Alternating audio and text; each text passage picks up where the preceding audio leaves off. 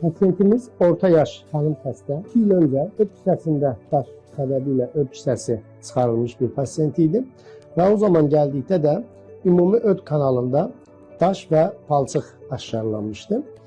Və bu səbəblə pasiyentə RCP təyin olundu, sfinkterotomi olundu, öd kanalı açıldı və Xalidovdakı ümumi öd kanalındakı daşlar tamamilə xaric olundu.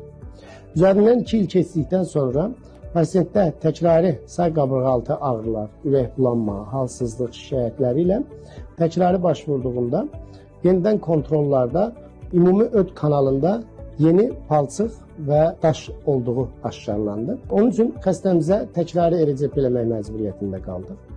Və RCP ümumi öd kanalından daşların xaric olunması əməliyyatıdır. Endoskopik retrograd xolongiya pankreografiya aləti ilə duodenoskopla öd kanallarının təmizlənməsidir. Pasiyentimizdə ümumi öd kanalına ilkin olaraq kontrastla görüntülədikdə ümumi öd kanalı çox genişdir və palçıq və ya daşla uyumlu görünümlər izlənildi rentgenində, fluoroskopisində və ümumi öd kanalı balonla sıvazlanaraq tamamilə boşaldıldı. Yaranan daşlar görüldüyü qədərilə yumşaq palçıq şəkilli daşlardır.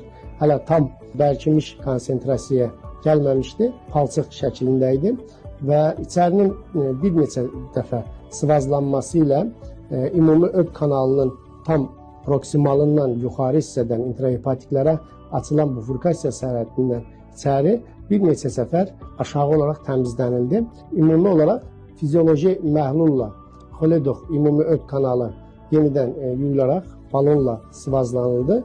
Öd kanalında hər hansı bir şey, daş, palçıq qalmadığından əmin olunaraq prosedur sonlandırıldı.